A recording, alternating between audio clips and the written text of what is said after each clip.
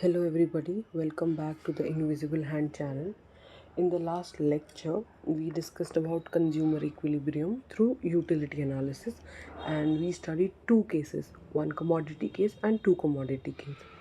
But in today's lecture, we are starting a new chapter. This chapter is also based on consumer equilibrium, but the analysis is different.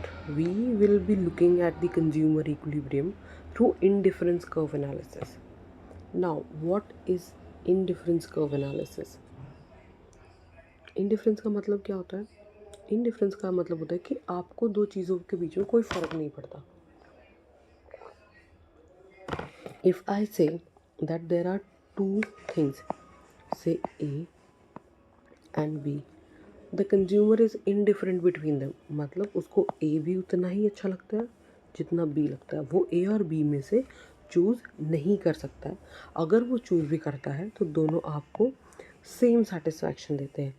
ऐसे हम indifference curve analysis में basically bundles पढ़ेंगे goods के, जैसे ए, B, सी और D. ये चार bundles हैं गुड के जो आपको सेम लेवल ऑफ सेटिस्फैक्शन देते हैं.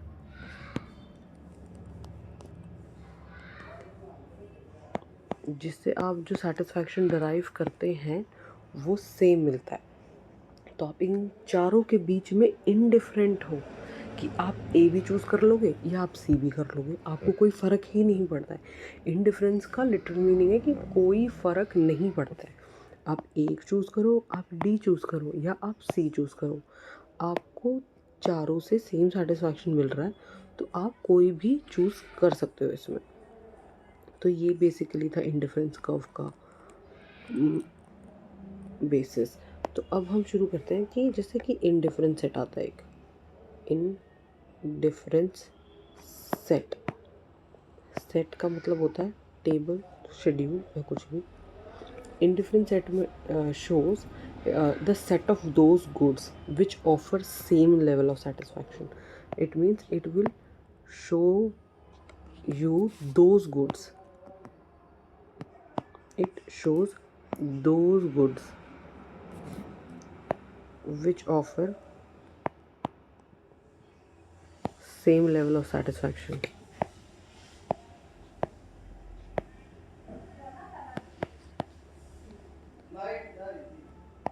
Same level of satisfaction. ऐसे गुड्स दिखाएगा या बंडल ऑफ गुड्स दिखाएगा जिससे आपको सेटिस्फैक्शन सेम मिल रही है. For example, if I give you combinations, there are two goods. जैसे आपने दो फ्रूट्स लिए, एप्पल्स एंड ऑरेंजेस. इसके अलग अलग कॉम्बिनेशन है ए, B, C and D.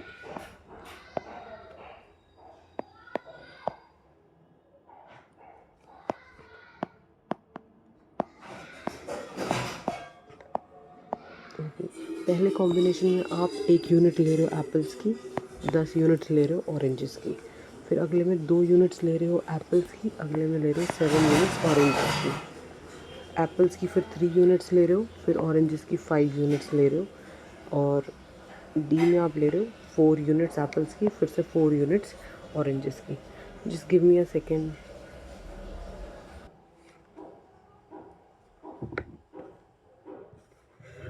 Okay, so where were we, हमने एक शेड्यूल बनाया है जिसमें एप्पल्स और ऑरेंजेस का दिखाया है. ये दो गुड्स को आप कंज्यूम कर रहे हो, ठीक है. तो ए, बी, सी, डी अलग अलग कॉम्बिनेशंस हैं. एप्पल का आप 1 ले रहे हो, ऑरेंजेस का आप 10 ले रहे हो. एप्पल्स की फिर 2 ले रहे हो, ऑरेंजेस आप 7 ले रहे हो. फिर एप्पल्स 3, ऑरेंजेस 5, एप्पल्स 4 और ऑरेंजेस भी 4. So these are according to the scale of preference of the consumer, कि वो कैसे कैसे एप्पल और ऑरेंजेस को प्रेफर कर रहा है. लेकिन आपका ए, बी, सी आपको सेम सेटिस्फैक्शन देगा. ये भी, ये भी, ये भी और ये भी. जब आप सेटिस्फैक्शन काउंट करोगे तो आपको चारों सेम सेटिस्फैक्शन दे रहे हैं. ये है इनडिफरेंस सेट. अब हम बात करते हैं इनडिफरेंस कर्व की. In difference curve, indifference curve क्या होगा? ये जो आपने ऊपर सेट ड्रॉ करा है, इसकी ग्राफिकल रिप्रेजेंटेशन, इसकी graphical representation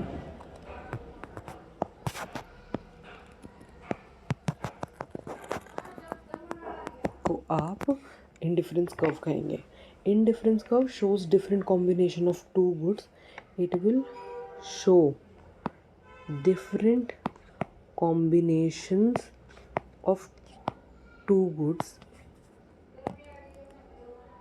offering same level of satisfaction.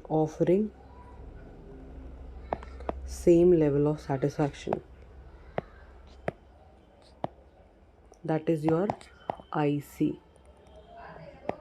So this shows different combination of two goods. Something very important you need to know कि वो दो गुड्स की बात कर रहा है. That will offer you same level of satisfaction. दोनों को कंज्यूम करने से या ए या बी को कंज्यूम करने से आपको सेम सेटिस्फैक्शन मिलता है. तो आप एप्पल्स की 1 यूनिट और 10 और ऑरेंजेस की कंज्यूम कर रहे हो तो आप इनडिफरेंट हो जब आप 2 एप्पल की और 7 ऑरेंजेस की करोगे तो आपको उससे कोई ऐसे अलग फ़र्क नहीं पड़ेगा. अब मैं इसको ड्रॉ करती हूँ इंडिफरेंस कर्व को. It will show combination. हम इसी को प्लॉट कर सकते हैं. तो अगर हम इन पॉइंट्स को प्लॉट करेंगे तो एक रफ डायग्राम बनेगा ऐसा कुछ. So here your apples on the y-axis, here are your oranges on the x-axis. So it will slope downwards, right? Wait a minute, not apples, there will be some changes here. Apples will come on the x-axis. Here you will show your apples. I'll tell you what is the reason. Apples here, oranges here. If you have noticed one thing in the above set that we drew, एक की मैं यहाँ पर increase कर रही हूँ.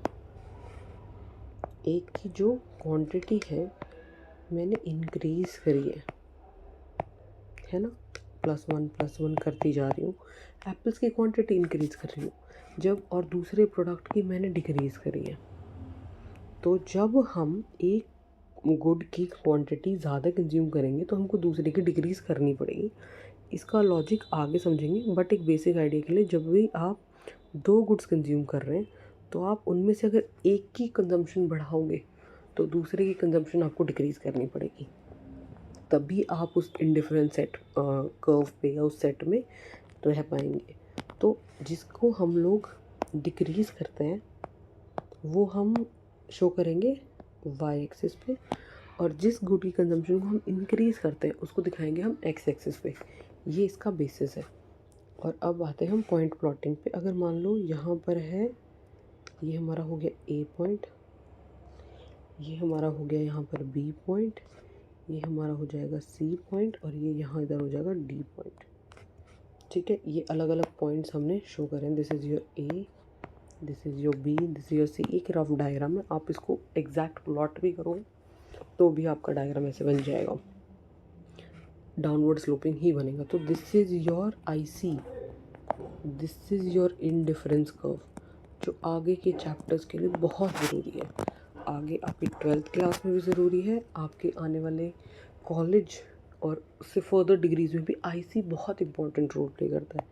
Because it was a more advanced take on the consumer equilibrium. इसके further भी बहुत कुछ हुआ है, बट इंडिफरेंस कर्व एक बेस लेके चलते हैं.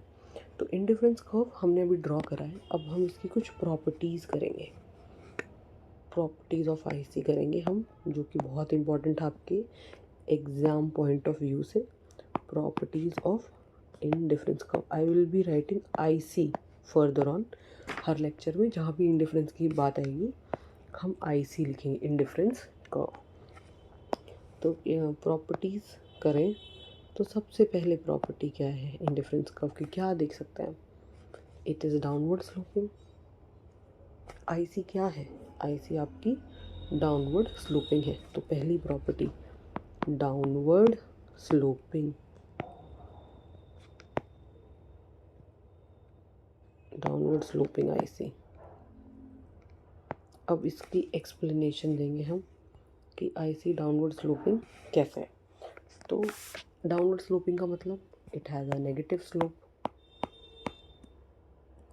ये तो दिख रहा है। नीचे की तरफ कोई चीज़ जाएगी तो उसका नेगेटिव स्लोप होगा, कोई चीज़ ऐसे ऊपर की तरफ जाएगी तो उसका पॉजिटिव स्लोप होगा। ये तो बहुत बेसिक है। नीचे जाएगी तो नेगेटिव स्लोप, ऊपर की तरफ जाएगी तो पॉजिटिव स्लोप। तो हमारी आईसी जो है किधर जा रही है, नीचे की तरफ, दिस मीन्स उसका नेगेटिव स्लोप है। Consumption of two goods is inversely related. तो the reason behind downward sloping IC is that the consumption of two goods is inversely related. Inversely related, that means if you increase the consumption of one good, you have to decrease the consumption of the other good. For example, say if the consumer is at point A, so these are the units he is consuming, that is 10 and 1 of particular good. यहाँ 10 और यहाँ 1. जैसे ही आप A से B पे move करोगे, you will be consuming lesser units of oranges and greater units of apple. Further moving on to C, you will be consuming lesser units of oranges and more units of apples. तो इसीलिए जब भी आप IC कह रहे हैं कि downward sloping होती है, क्योंकि आप एक गुड की कंजम्पशन को डिक्रीज़ करते हैं, दूसरे गुड की कंजम्पशन को इंक्रीज़ करते हैं। अब आप सी से डी गए थे तब भी ऐसे ही हुआ था, जब आप डी से सी आएंगे तब भी ऐसे ही हो रहा है। आपकी एक्स की डिक्रीज़ हो जाएगी और आपकी वाई की इंक्रीज़ हो जाएगी, वो उल्टा हो जाएगा। तो इसीलिए आईसी डाउनवर्ड स्लोपिंग है, क्योंकि एक गुड की कंजम्पशन डिक्रीज होगी, एक की इंक्रीज होगी। Consumption of these two goods are inversely related. Second, what is the second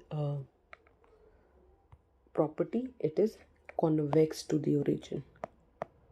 Convex to the origin. IC हमारी कॉन्वेक्स शेप्ड है। कॉन्वेक्स लेंस कैसा होता है, ऐसा होता है कुछ, तो it is convex to the origin. हमने जो बनाया इसको ऐसे बनाया, तो it is convex shaped to the origin. IC is convex. Why is IC convex? What is the reason that IC is convex shaped? It is because of its slope. हमने कहा था कि उसका स्लोप नेगेटिव है, उसका जो slope है उसको कहते हैं MRS. That is, this is the slope of IC. MRS, marginal rate of substitution. This is negative, or you could say it is diminishing.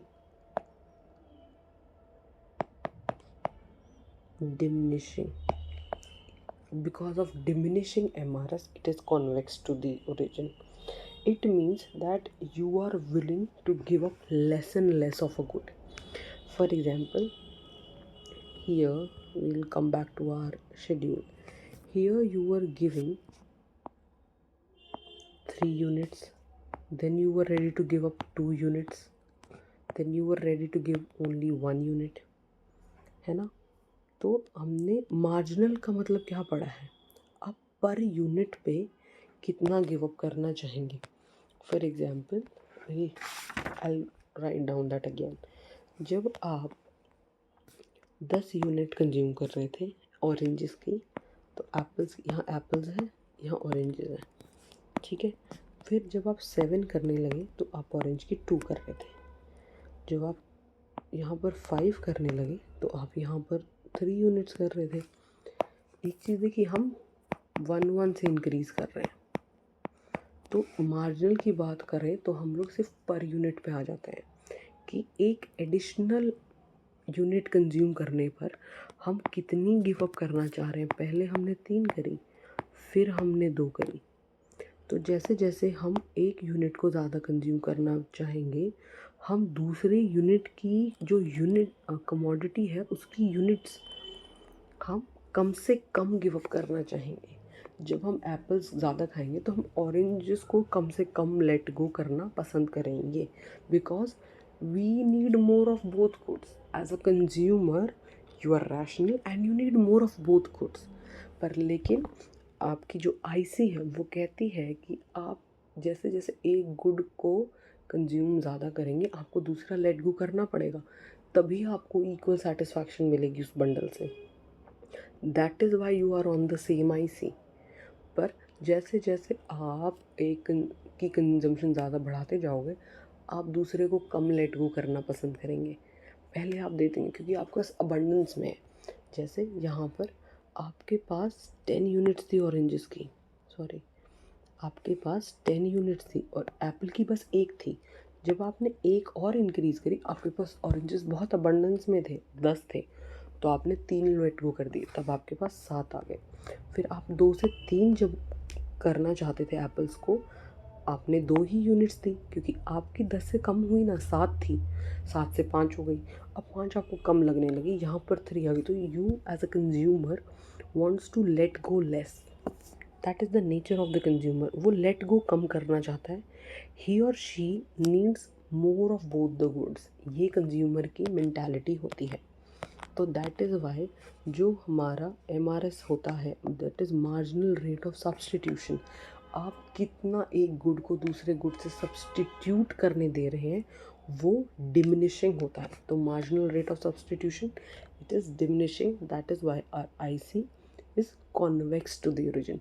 Do you remember a concept where the marginal utility, when we were drawing PPC, it was rising?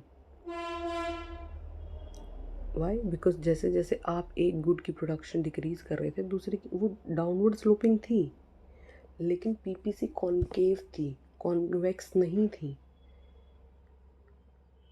वहाँ पर वो rising था, यहाँ पर ये diminishing है, इसीलिए convex है। जब आपने PPC बनाई थी, आपको अगर याद हो तो PPC कुछ ऐसी दिखती है। This is PPC। अब तो PPC भले ही डाउनवर्ड स्लोपिंग थी पर उसका जो स्लोप था, जो भी था, आप दोबारा जाके देखेंगे अगर आपको याद नहीं है तो उसका जो स्लोप था वो राइजिंग था, इसीलिए PPC कॉनकेव शेप थी। तो आप लोग मुझे बताएंगे कि जो PPC का स्लोप है उसे क्या कहते हैं। ठीक है, अब back to the topic now. Next property of PPC, that is higher the IC higher is the satisfaction. Higher the IC higher the satisfaction.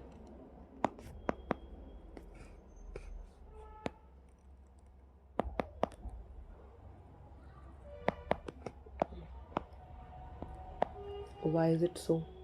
Higher IC क्यों ज़्यादा satisfaction देती है? So this is your IC1 and this is your IC2. तो जो आपको IC2 से satisfaction मिल रहा है वो ज़्यादा आपके IC1 से। This is because IC2 has more of both the goods. इसीलिए आपको जितनी हायर IC मिलेगी उतना हायर आपका satisfaction होगा। Now fourth, two ICs do not intersect.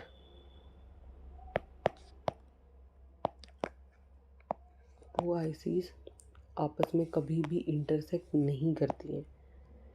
If you draw ICs like this, this is IC1, IC1, IC2. This point you will have the same satisfaction जो दोनों ICs में common है, जो कि पॉसिबल नहीं है।